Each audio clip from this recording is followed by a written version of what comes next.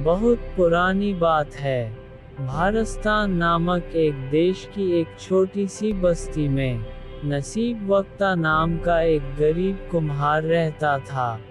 वह दिन भर मेहनत करता, मिट्टी से खूबसूरत बर्तन बनाता और फिर शाम को उन्हें अपने गधे पर लाद कर शहर में बेचने जाया करता। यह उसकी रोजमर्रा की दिनचर्या थी। मेहनत के बावजूद उसकी जिंदगी बड़ी मुश्किलों में गुजर रही थी, लेकिन वह ईमानदारी से अपने काम में लगा रहता।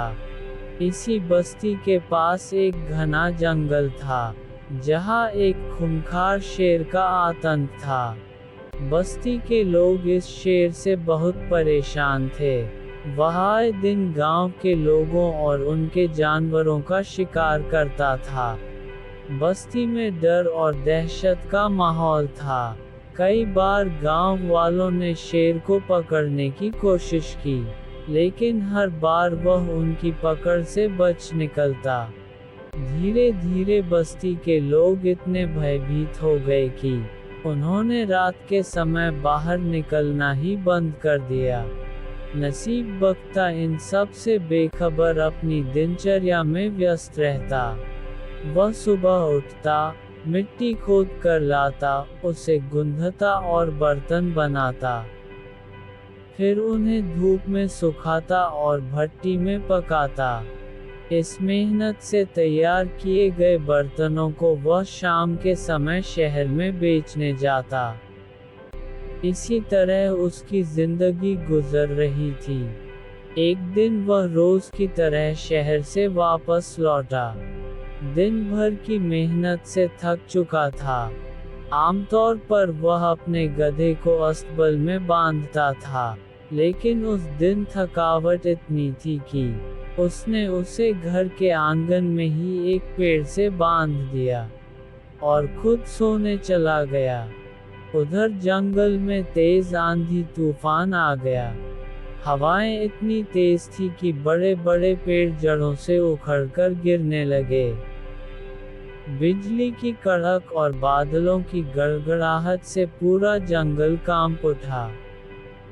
शेर उस समय अपने शिकार की तलाश में निकला था, लेकिन इस खौफनाक तूफान को देखकर वह भी डर गया। शिकार करने का इरादा छोड़कर वह खुद को बचाने के लिए सुरक्षित जगह ढूंढने लगा। भागते भागते उसे बस्ती के करीब एक पुरानी झोंपड़ी दिखाई दी। वह झोंपड़ी बहुत समय से वीरान पड़ी थी। शेर ने सोचा कि तूफान से बचने के लिए यही सबसे सुरक्षित जगह हो सकती है। वह तुरंत झोंपड़ी के अंदर चला गया और कोने में दुबक कर बैठ गया। तेज बारिश और तूफान की आवाज में कुछ ही देर में वह गहरी नींद में सो गया। दूसरी ओर तेज बारिश की आवाज से कुम्हार की नींद खुल गई। उसे अचानक ध्यान आया कि उसका गधा तो बाहर पेड़ के नीचे बंधा हुआ था। बेचारा बारिश में भीग रहा होगा। वह फौरन उठकर बाहर आया, लेकिन वहां पहुंचकर जो देखा उससे वह हैरान रह गया। गधा वहां नहीं था, केवल उसकी जंजीर जमीन पर पड़ी थी। कुम्हार घबरा गया। उसने सोचा, लगता है मेरा गधा जंजीर तोड़कर बारिश से बचने के लिए कहीं भाग गया है। मगर जाएगा कहाँ, जरूर किसी झोपड़ी में जाकर छुप गया होगा। ये सोचकर कुम्हार बारिश में भीगता हुआ अपने गधे की तलाश में जंगल की ओर निकल पड़ा। करीब 1 घंटे बाद वो एक सुनसान झोपड़ी के पास पहुंचा। आसमान में रह रह कर बिजली चमक रही थी, जिससे थोड़ी थोड़ी रोशनी हो रही थी। बिजली की एक तेज चमक में उसने देखा कि झोपड़ी के दरवाजे के पास कोई बड़ा जानवर सोया हुआ था। कुम्हार खुशी से चिल्लाया, मिल गया मेरा गधा। अडियल यहाँ मजे से पड़ा सो रहा है। और मैं जंगल में तुम्हारी तलाश में 1 घंटे से मारा फिर रहा था। दरअसल वह गधा नहीं बल्कि वही खूंखार शेर था, जिसने बारिश से बचने के लिए इस झोपड़ी में पनाह ली थी। लेकिन अंधेरे की वजह से कुम्हार नसीब वक्ता अपने गधे और शेर में कोई फर्क महसूस न कर सका। वह गुस्से में भरा हुआ था, इसलिए बिना कुछ सोचे समझे उसने शेर के सिर और कंधे पर 2-4 थप्पड़ जड़ दिए और छलांग लगाकर उसकी पीठ पर सवार हो गया। जैसे ही वह शेर की पीठ पर बैठा, उसने जल्दी से रस्सी को कसकर पकड़ लिया, ताकि यह गधा रास्ते में कहीं भाग ना जाए। फिर गुस्से में चिल्लाया, बड़े जिद्दी और ढीठ हो गए हो तुम। जंजीर खोलकर भागने की हिम्मत कैसे हुई? अब इतने निडर हो गए हो कि घर से भाग निकलो, और मैं तुम्हारे पीछे अंधेरे में भटकता फिरूं। कान खोलकर सुन लो, अगर दोबारा भागने की कोशिश की तो चारे में जहर मिलाकर खिला दूंगा। ये सुनकर शेर डर के मारे कांपने लगा। उसकी तो जान ही सूख गई। उसने सोचा, अगर मैंने इसके बात नहीं मानी तो ये सच में मुझे मार डालेगा। उसके लिए अब सबसे सही यही था कि वह चुपचाप इसकी बात माने। घनघोर अंधेरा था, बारिश तेज हो रही थी और कड़ाकेदार बिजली चमक रही थी। ऐसे में शेर जंगल के रास्ते पर दौड़ते हुए अंदर ही अंदर खौफ में डूबा हुआ था। यह मैं किस मुसीबत में फंस गया। उसे अपनी गर्दन में बंधी रस्सी का फंदा बहुत मजबूत महसूस हो रहा था, लेकिन डर के कारण उसने हिलने डुलने की भी हिम्मत नहीं की। आखिरकार वह जंगल के किनारे बसी झोंपड़ी के पास पहुंचा। कुम्हार ने उसे घर के अंदर खींचा और आंगन में एक पेड़ से जंजीर के साथ कसकर बांध दिया। आधी रात का वक्त था, ठंड बढ़ गई थी और कुम्हार बहुत थक चुका था, इसलिए वह निश्चिंत होकर अंदर जाकर सो गया। सुबह हुई, सूरज की किरणें बस्ती में फैलने लगी। गांव के लोग रोज की तरह अपने काम पर जाने के लिए घरों से निकले। जब वे कुम्हार नसीब वक्ता के घर के पास से गुजरे तो अचानक उनकी नजर उस पेड़ पर पड़ी, जहां एक कदम आगे वही खूंखार शेर जंजीर से बंधा हुआ बैठा था। गांव वालों की आंखें फटी की फटी रह गईं। कुछ पलों तक वे यकीन ही नहीं कर पाए कि यह वही शेर था, जिसने बस्ती में तबाही मचा रखी थी। फिर किसी ने चिल्लाकर कहा, अरे, ये तो वही खूंखार शेर है, और इसे बांधा किसने? कुछ ही देर में ये खबर पूरे गांव में आग की तरह फैल गई। कुम्हार नसीब वक्ता ने जिंदा शेर को पकड़ लिया। गांव वालों ने नसीब वक्ता की बहादुरी की खूब तारीफ की। उनकी खुशी की सबसे बड़ी वजह ये थी कि यह वही शेर था, जिसने न जाने कितनी बकरियों और भैंसें खा ली थी। अब उनकी परेशानी हमेशा के लिए खत्म हो गई थी। कुमार खुद भी यह समझ नहीं पा रहा था कि गांव वाले उसकी इतनी तारीफ क्यों कर रहे हैं। उसने उन्हें समझाने की कोशिश की, मैंने कोई बड़ा काम नहीं किया, मैं तो बस अपने गधे को पकड़कर घर ले आया हूँ। लेकिन जब उसने ध्यान से देखा तो पाया कि जिसे वह अपना गधा समझ रहा था, वह दरअसल वही खूंखार शेर था। इसी दौरान बाहर स्थान का बादशाह दारा गुल बहुत चिंता में डूबा हुआ था। पड़ोसी देश पाकिस्तान का राजा औरंगजेब बहुत ताकतवर था और वह बाहर स्थान के कई इलाकों पर जबरदस्ती कब्जा करना चाहता था। दोनों राज्यों के बीच लड़ाई छिड़ चुकी थी, और आए दिन दास्तान की सेना हमले कर रही थी। बादशाह दारा गुल जानता था कि उसकी सेना बहादुर है, लेकिन दुश्मन की फौज संख्या में कई गुना ज्यादा थी। उसे किसी ऐसे वीर सेनापति की तलाश थी, जो उसकी सेना की सही तरीके से कमान संभाल सके, और दुश्मन को हमेशा के लिए मार भगाए। इसलिए उसने तुरंत अपने मंत्रियों और सेनापतियों को दरबार में बुलाया। वे सब सलाह मशविरा करने लगे कि कौन ऐसा योद्धा हो सकता है जो इस युद्ध को जीतने में मदद कर सके। इसी बीच उसके एक वजीर फतेह जंग को अचानक कुछ याद आया। वह जोश से खड़ा हुआ और बोला, जहांपनाह, हमें किसी और की तलाश करने की ज़रूरत नहीं है। हमारे अपने मुल्क में ही एक ऐसा बहादुर इंसान मौजूद है, जिसने अपनी दिलेरी का सबूत दिया है। बादशाह ने उत्सुकता से पूछा, कौन है वह? फतेहजंग बोला, जहांपनाह, वह और कोई नहीं, बल्कि कुम्हार नसीब बख्ता है। ये वही शख्स है जिसने अकेले अपने दम पर एक खूंखार शेर को जिंदा पकड़ लिया है। ऐसा बहादुर इंसान हमारी फौज की सही तरह से कमान संभाल सकता है, और हमें जीत दिला सकता है। बादशाह दारा गुल ने तुरंत एक संदेशवाहक को नसीब बख्ता के घर भेजा।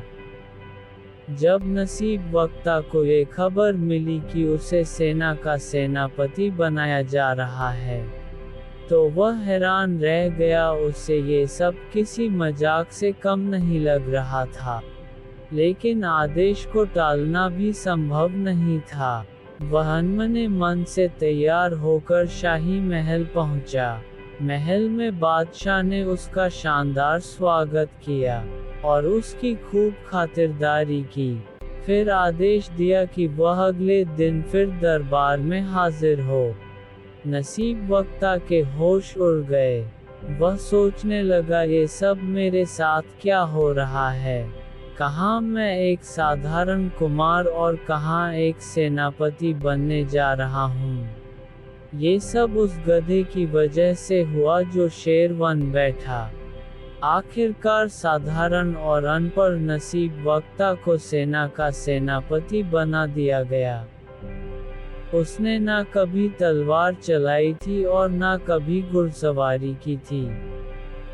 जैसे ही वह घर पहुंचा, गुस्से में शेर से बोला, ये सब तेरी ही वजह से हुआ है। अगर तू गधा ही बना रहता, तो मैं आज भी अपनी मिट्टी के बर्तन बना रहा होता। अब देख, मैं सेनापति बना दिया गया हूँ, जबकि मुझे कुछ भी नहीं आता। उसकी बीवी यह सुनकर मुस्कुराए और बोली, शेर को दोष मत दो।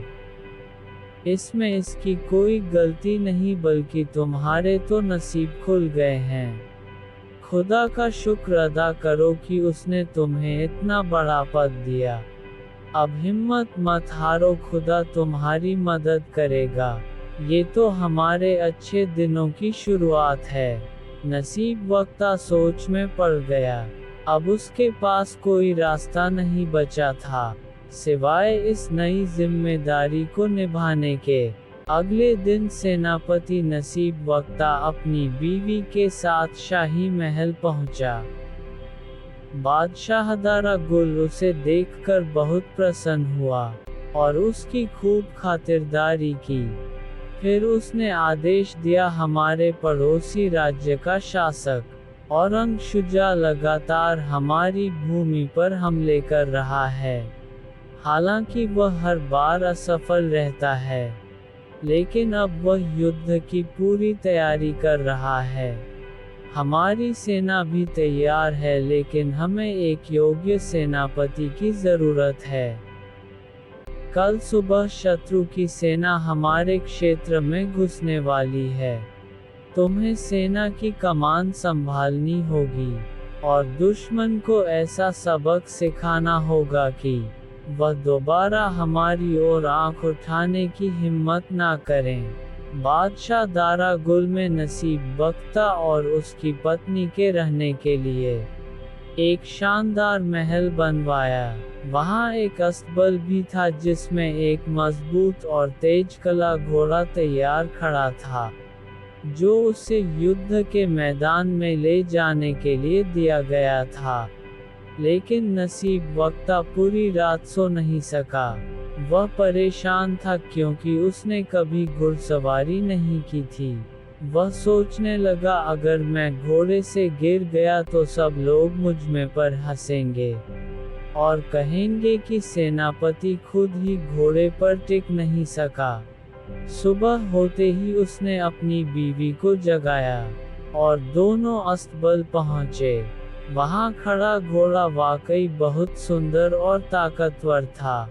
नसीब बख्ता ने चिंता भरे स्वर में कहा, ये घोड़ा तो बहुत ऊंचा है, मैं इस पर सवार कैसे हूँ? इस पर उसकी बीवी ने सुझाव दिया, कोई मेज घोड़े के पास रख दो और उस पर चढ़कर इसकी पीठ पर बैठने की कोशिश करो। नसीब बख्ता ने ऐसा ही किया। वह बड़ी मशक्कत से मेज पर चढ़ा और फिर किसी तरह घोड़े की पीठ पर सवार होने में सफल हो गया। नसीब बख्ता को महसूस हुआ कि जीन बहुत फिसलन भरी है। उसने घबराकर कहा, मेरे दोनों पांव रकाब से कसकर बांध दो, कहीं ऐसा ना हो कि मैं रास्ते में गिर जाऊं। उसकी बीवी ने कहीं से एक मजबूत रस्सी ढूंढी और उसके पांवों को रकाब से कसकर बांध दिया। फिर उसने रस्सी को घोड़े के नीचे से गुजार कर दोनों रकाब आपस में जोड़ दिए, ताकि नसीब बख्ता का संतुलन न बिगड़े। इसके बाद उसने एक और काम किया, अपने पति की कमर को जीन के साथ अच्छी तरह बांध दिया, ताकि वह किसी भी हालत में नीचे ना गिरे। नसीब बख्ता ने कहा, अब मेरे हाथ भी घोड़े की गर्दन से बांध दो, ताकि मैं पूरी तरह सुरक्षित रहूं। घोड़ा अस्तबल से बाहर निकलने को बेताब था, इससे पहले कि उसकी बीवी उसके हाथों को भी घोड़े की गर्दन से बांध पाती। घोड़ा अचानक जोर से उछला और बाहर भाग निकला। अब हालात ये थे कि नसीब बख्ता घोड़े की पीठ पर एक बोरी की तरह लटका हुआ था। वह सिर्फ रस्सियों की वजह से नीचे गिरने से बचा हुआ था। उसने घबराकर घोड़े की गर्दन को कसकर पकड़ लिया और मन ही मन ईश्वर से प्रार्थना करने लगा, हे भगवान, तूने मुझे एक साधारण इंसान से सेनापति बना दिया। अब मेरी इज्जत और इस राज्य की रक्षा तेरे ही हाथों में है। मैं एक अनपढ़ और कमजोर आदमी हूँ। अपनी कृपा से मेरी मदद कर और मेरी जान बचा। काला घोड़ा बिजली की गति से दौड़ता चला गया। उसने शहर की गलियों में हलचल मचा दी, लकड़ी के दरवाजे तोड़ दिए और खुले खेतों की ओर भाग निकला। तेज रफ्तार से दौड़ते हुए उसने नदी और कई उबड़-खाबड़ रास्तों को पार कर लिया और नसीब बख्ता रस्सियों के सहारे बस किसी तरह अपनी जान बचाने की कोशिश करता रहा। अब सेनापति नसीब बख्ता का घोड़ा युद्ध के मैदान की ओर बढ़ रहा था और दुश्मन के शिविरों के करीब पहुंचने लगा। उसे एहसास हो गया था कि घोड़ा सीधे दुश्मन की ओर भाग रहा है। उसने घोड़े को रोकने की बहुत कोशिश की, लेकिन सब बेकार गया। जैसे ही घोड़ा एक बड़े पेड़ के पास से गुजरा, नसीब बख्ता ने उसकी एक मोटी शाखा पकड़ ली ये सोचकर कि शायद इससे वह घोड़े को रोक सके, लेकिन उसने शाखा इतनी जोर से पकड़ी कि वह टूटकर उसके हाथ में आ गई। दुश्मन के शिविरों के बाहर एक सैनिक ये दृश्य देख रहा था। उसने देखा कि एक घुड़सवार बड़ी तेजी से उनकी ओर बढ़ रहा है, और रास्ते में आते ही पेड़ों की शाखाएं तोड़ता जा रहा है। वह घबराकर सोचने लगा, यही वह सेनापति है जिसने जिंदा शेर को पकड़ा था। अब ये हमारी ओर आ रहा है, और जिस तरह पेड़ों की शाखाएं तोड़ रहा है, कहीं हमें भी उसी तरह ना तोड़ डाले। उस सैनिक के मन में खौफ बैठ गया। वह चिल्लाने लगा, भागो, अपनी जान बचाओ।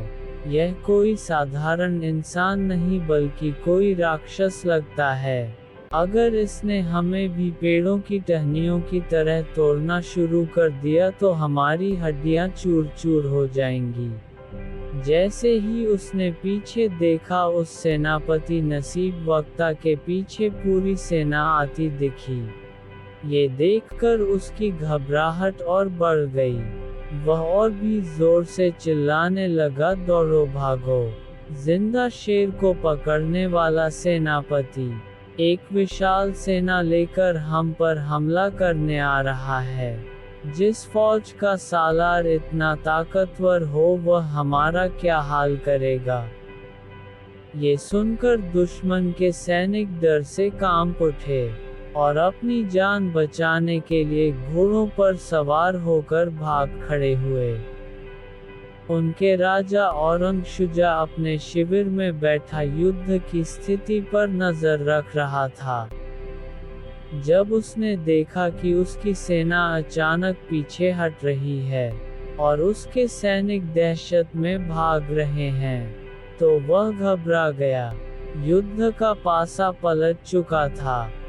हार को सामने देखते हुए औरंगशुजा ने शांति की याचना करते हुए एक पत्र लिखा और उसे अपने शिविर में छोड़ दिया।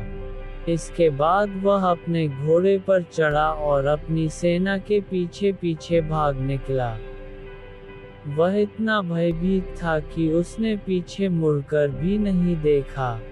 इधर सेनापति नसीब वक्ता का घोड़ा जब दुश्मन के शिविर के करीब पहुंचा, तो वह अचानक रुक गया। नसीब वक्ता ने कांपते हाथों से अपने पैरों को रकाब से निकाला, और जैसे ही नीचे उतरने की कोशिश की, धड़ाम से जमीन पर गिर पड़ा। ये तो ईश्वर की कृपा थी कि उसे इस हाल में किसी ने नहीं देखा, वरना उसका राज खुल जाता। उसने चारों तरफ नजर दौड़ाई, दुश्मन का कोई सिपाही नजर नहीं आ रहा था। सब भाग चुके थे। अब वह दुश्मन के राजा के शिविर में गया, जहां उसकी नजर एक पत्र पर पड़ी। उसने वह पत्र उठा लिया और अपनी जेब में रख लिया। इसके बाद सेनापति नसीब वक्ता पैदल ही अपने घर की ओर चल पड़ा। रास्ते में लोग उसे देखकर अदब से झुकने लगे। सभी उसकी बहादुरी की चर्चा कर रहे थे, लेकिन उसे तो अपने बदन की टूट फूट की फिक्र थी। जैसे ही वह घर पहुंचा, उसने अपनी जेब से वह पत्र निकाला और अपनी पत्नी को देते हुए कहा, ये पत्र बादशाह तारा गुल तक पहुंचा दो। और हाँ, एक बात ध्यान से सुन लो, ईश्वर ने हमारी इज्जत रख ली है, लेकिन अब मैं अपनी जिंदगी में कभी घोड़े की पीठ पर नहीं बैठूंगा। बादशाह को बता देना कि दुश्मन डर कर भाग चुका है और अब दोबारा हमारे देश की ओर आंख उठाकर भी नहीं देखेगा। लेकिन पत्र में क्या लिखा है ये मैं नहीं जानता। बस ये काम तुम कर दो और अब मुझे सोने दो। मेरा बदन टूटकर चूर चूर हो गया है। इस घोड़े ने मेरी हड्डी पसली एक कर दी है। इतना कहकर नसीब वक्ता लंबी सांस लेकर बिस्तर पर लेट गया। और चैन की नींद सो गया। नसीब वक्ता की पत्नी खत लेकर शाही महल की ओर रवाना हुई। जब बादशाह दारा गुल ने दुश्मन राजा औरंगज़ेब का पत्र पढ़ा तो वह बेहद प्रसन्न हुआ और अपने नए सेनापति की खूब प्रशंसा की। उसने कहा, तुम्हारे पति इस समय कहाँ है? नसीब वक्ता की पत्नी ने अदब से सिर झुकाकर जवाब दिया, हुजूर, वह बहुत थके हुए हैं और घर पर आराम कर रहे हैं। यदि आप हुक्म दें तो मैं उन्हें जगाकर आपकी सेवा में भेज दूं। बादशाह द्वारा गुल मुस्कुराकर बोला, नहीं, उसे अब जगाने की जरूरत नहीं, उसे आराम करने दो। सुबह हमारे पास भेजना, हम उसे उचित इनाम से नवाजेंगे। नसीब वक्ता की पत्नी ने सिर झुकाकर कहा, जो हुक्म जहांपनाह, और वह वहां से चली गई। अगली सुबह से पहले सालार नसीब वक्ता पैदल ही अपने घर से शाही महल की ओर रवाना हुआ। पूरे शहर में उसका स्वागत करने के लिए लोग सड़कों पर उमड़ पड़े। गलियों को रंग बिरंगी झंडियों से सजाया गया था। लोग उसकी बहादुरी के चर्चे कर रहे थे। कोई कह रहा था, देखो हमारे सिपाही सालार कितने सादे इंसान हैं। घोड़े पर सवार होने की बजाय वो पैदल ही शाही महल जा रहे हैं। दूसरा बोला, ये हीरो है हमारा जिसने अकेले ही दुश्मन को मार भगाया। जब नसीब वक्ता शाही महल पहुंचा तो बादशाह दारा गुल ने उसे बड़े सम्मान के साथ अपने पास बिठाया। फिर दोनों कुछ देर तक आपस में बातचीत करते रहे।